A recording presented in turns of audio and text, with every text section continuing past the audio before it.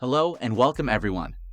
On December 17th, arguably the most anticipated MCU movie since Avengers Endgame hits the theaters, Spider-Man No Way Home has become a juggernaut of hype and speculation, especially since the release of its trailer.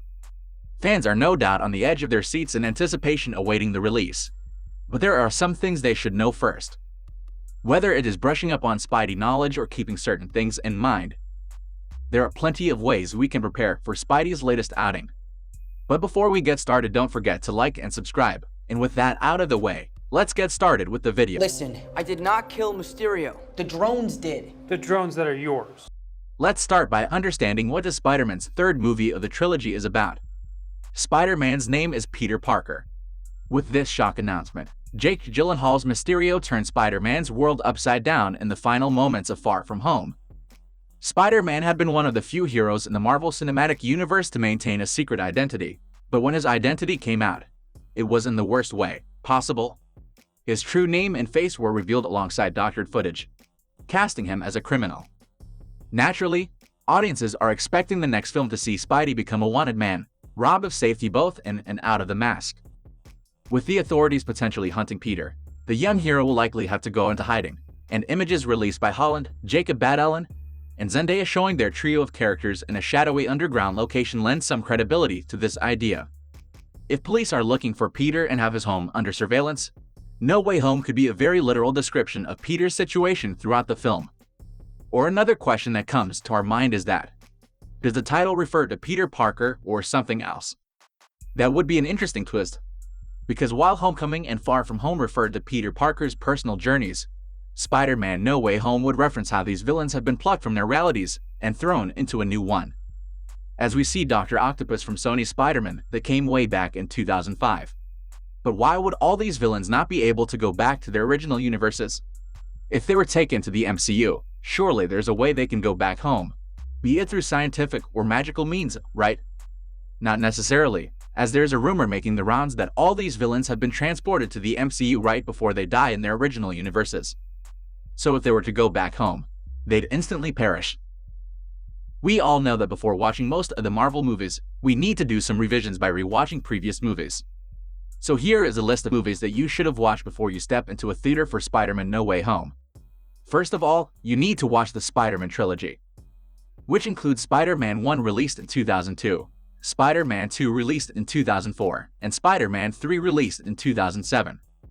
Then you can watch the Amazing Spider-Man movies, which include The Amazing Spider-Man, which was released in 2012, and The Amazing Spider-Man 2, which was released in 2014. After watching the above 5 movies, you need to watch Spider-Man Far From Home. Let me tell you some bonus shows that you can watch that include Loki, WandaVision, and Netflix's Daredevil. Moving on to Spider-Man No Way Home cast. Well, Tom Holland will, of course, be back as Peter Parker, and he will also be joined by Zendaya as MJ and Jacob Batalon as Peter's BFF, Ned. Tony Revolori will also return as Flash Thompson, who is obsessed with Spider-Man, but constantly belittles Peter Parker. Hannibal Buress also looks set to come back as Coach Wilson after sharing some on-set videos, and another star who's confirmed their return is JB Smoove as Peter's teacher Julius Dell.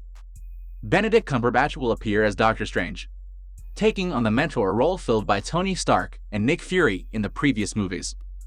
That's enough about the MCU characters though, as the big news for the third movie is that Jamie Foxx is reprising his role as Electro from The Amazing Spider-Man 2, and Alfred Molina is back as Doc Octopus from the original Spider-Man 2.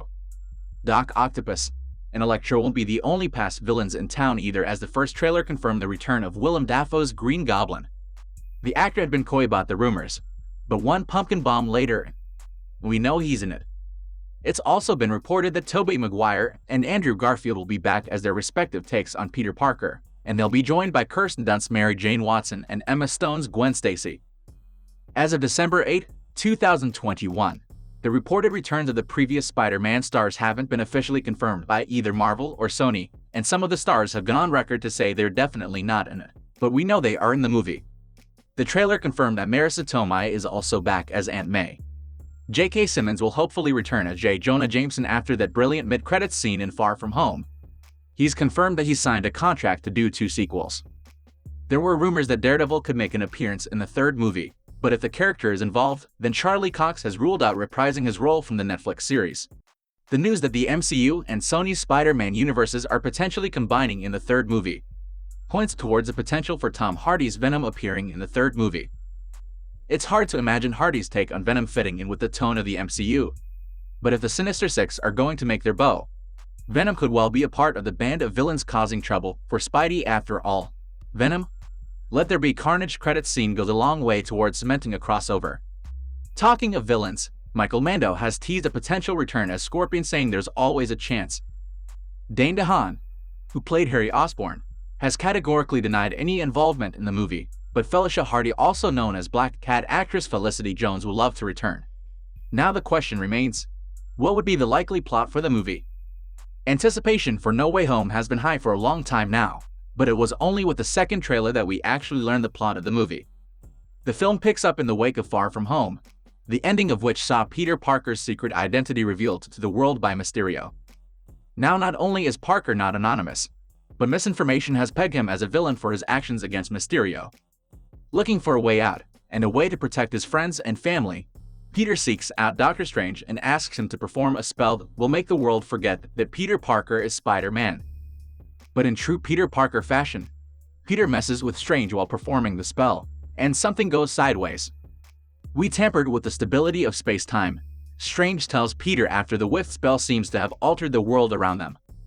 The trailer doesn't exactly confirm where and when Parker and Strange end up, but the arrival of some familiar villains certainly suggests they've tapped into the multiverse in a big way. Now let's talk about MCU future after Spider-Man's No Way Home. One of the biggest lingering questions is the future of Tom Holland. It would be totally understandable if Holland is tired and done with carrying a franchise like this. The young actor clearly has ambitions beyond Spider-Man, and No Way Home may be the easiest exit and handoff for the franchise he will get.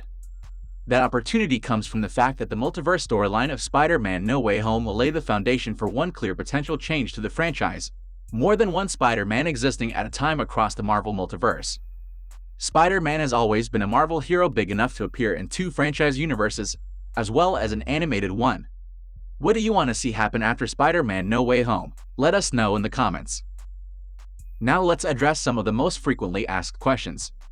The first one, are all there three Spider-Men in the movie? Yes, I'm sure we will get to see Tobey, Andrew, and Tom Holland in the movie. The second question, is Tom Hardy Venom going to be in the film? Well, at the moment, it has been revealed from Venom 2 director Andy Serkis that the Venom movies take place in their own world separate from the Marvel Cinematic Universe. But never say never. The third one is, will Charlie Cox will reprise the role of Daredevil in this movie? It has been confirmed that Cox will return to the role of Daredevil, or Matt Murdock, but it is not confirmed that he will be in No Way Home. Some evidence does point to his potential inclusion. First, the rumor of Charlie Cox being in the film was reported by Murphy's Multiverse, who previously revealed in 2020 that Evan Peters would be in WandaVision, and that turned out to be true.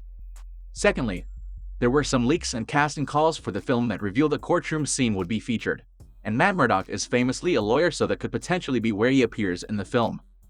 And the fourth and last one is, will Kirsten Dunst return as Mary Jane Watson? So my answer to this question is, just like the rumors surrounding Tobey and Andrew's possible inclusion in Spider-Man No Way Home, Kirsten Dunst is also a name flying around in the bubble of rumors that haven't been confirmed by Marvel, Sony, or the major news outlets. And that's it for today. If you wanted to know about Spider-Man No Way Home villains' powers and abilities in detail, then you can watch my playlist. Link to that will be in the upper right corner. I hope you enjoyed watching this video, and hopefully, we answered all your questions. Thanks for watching, and see you in the next video.